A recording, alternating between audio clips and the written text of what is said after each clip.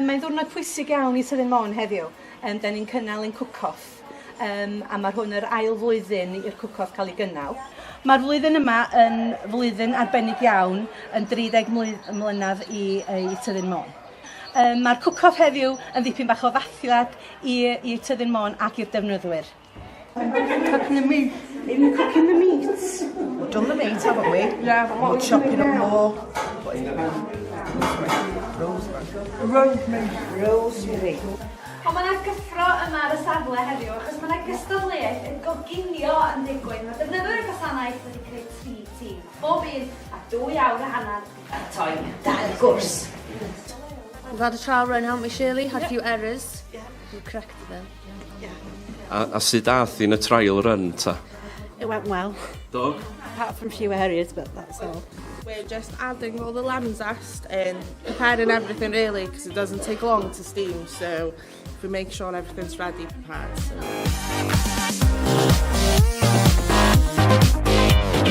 I'm preparing to do a massive Great Big Cook-Off. We're going to hopefully defend our title from last year. I don't feel as much pressure, but the rest of the team does. But I think we'll beat them again.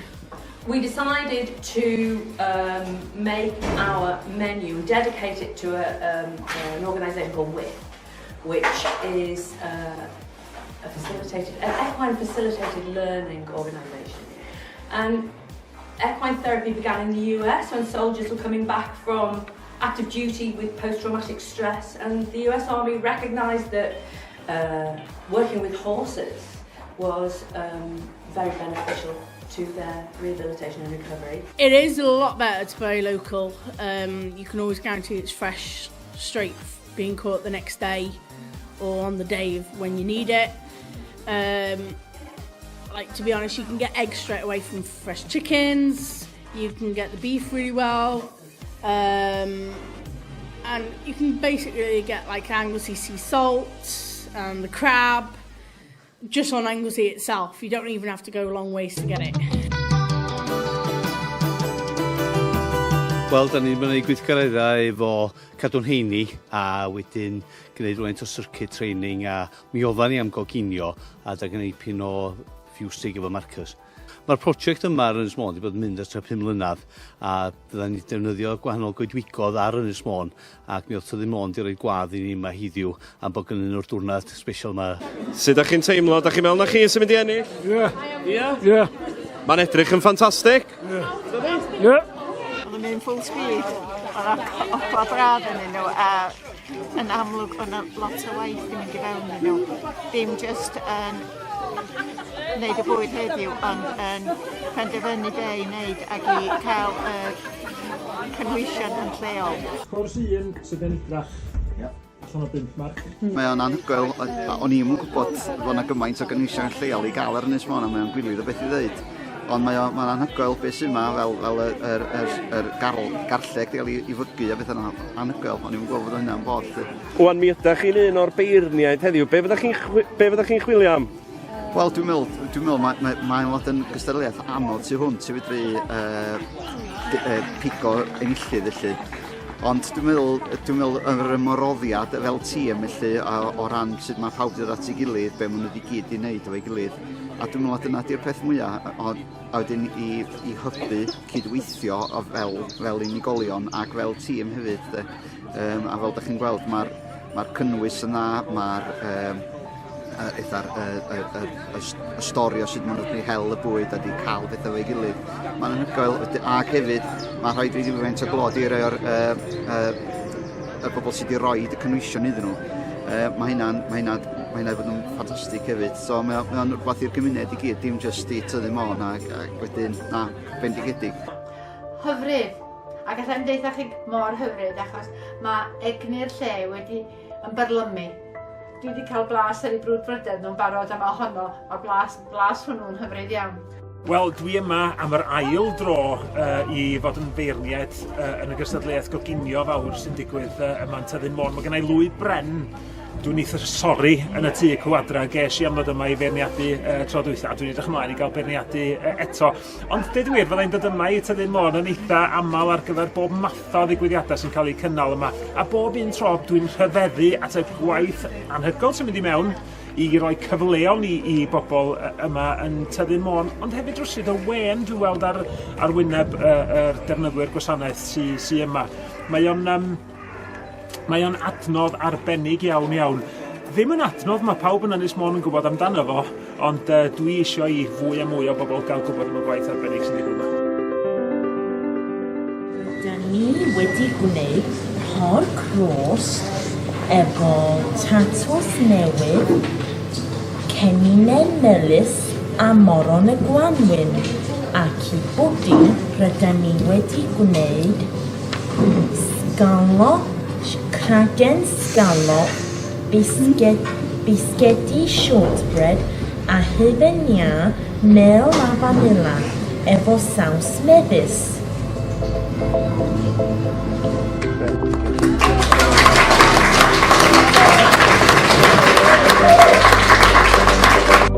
We've done chicken and leek gratin with Dijon mustard and caramel pepper, Welsh cheese, leek sauce.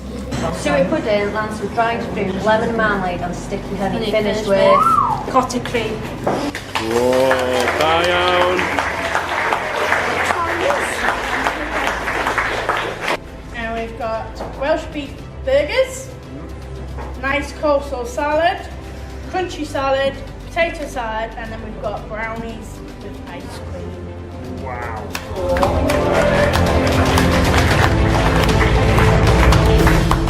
It looks lovely. Yes. Are you happy with how it's gone? Yeah. Yeah? Yes.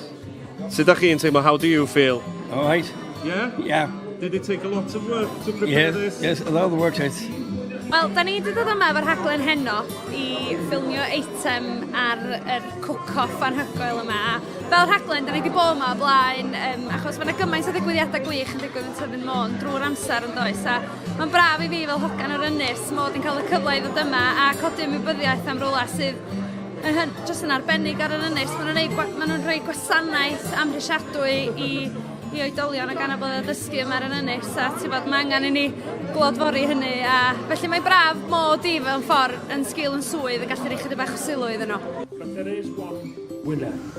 Mae yna un enillydd o drwch blewyn, a mi wedi gadael blas neis yn yngheg I dal. A'r enillydd o'r gysadleuaeth yma yn Tyddyn Môn eleni ydy Porth Eithwys!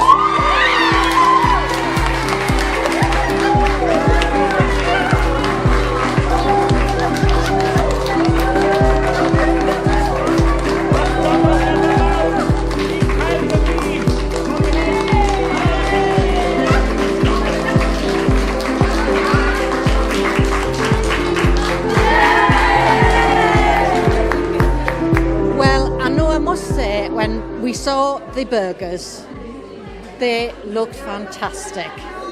We had a taste of the chicken and the pork, and they tasted amazing. They've done really well this morning.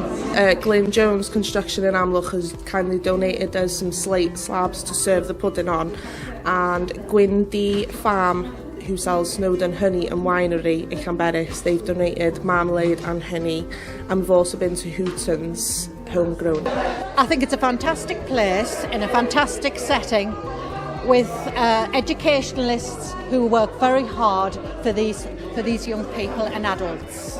I think it's a great place. They're having lots of fantastic experiences.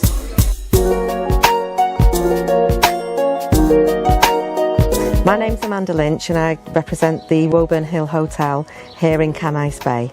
It's a small family-run business. We have 7 rooms and a chalet at the back, and we do all home-cooked food. I really enjoy it. I was part of the judging panel of the cook-off last year, so this is actually good because it sees a completion of the winners actually coming to produce the food for paying guests. What makes this meal so special then, do you think? It's because we've cooked it, that's what makes it special. And you actually won the competition, didn't you? Yeah. Yeah. How did it feel on that day when you won the competition? Mind-blowing. Fantastic. Now you're working with a team here in Tyddyn Môn. They're actually going to be selling this to members of the public now. How does it feel to have, to be moving this forward and to be selling the food? It's a really good experience for everyone, including us. It's a good outcome for these guys as well, for their independence and stuff. It's brilliant, it's great. I think we could ask a bit more of a descriptor on the Snowdon pudding, maybe. That sounds alright, chicken and leek with... That sounds quite good. With parmesan and almond gratin served with seasoned vegetables. Yeah, brilliant. Yeah, Okay, brilliant. what can we say about a bit more about the Snowdon pudding? Oh, we're going to leave that as a surprise. Well, it's got lemon marmalade in there. Oh, right. Let me get a pen. That sounds quite good. Okay, I'll add that there to it. Olivia, he's asking, can you pronounce it in Welsh as well? Yes, could you put me main course in Welsh? Well, we all got together and they decided what sort of things they liked. Everyone went for a Welsh menu, Welsh themed, so we were looking for locally sourced ingredients and where we could get them from, and we came up with this menu. So the proof of the pudding, I guess, will be in the tasting. It is. They've won their sort of spot to do this, but this is now the plant, the end of the road where they can actually produce it, as I say, in a proper restaurant environment.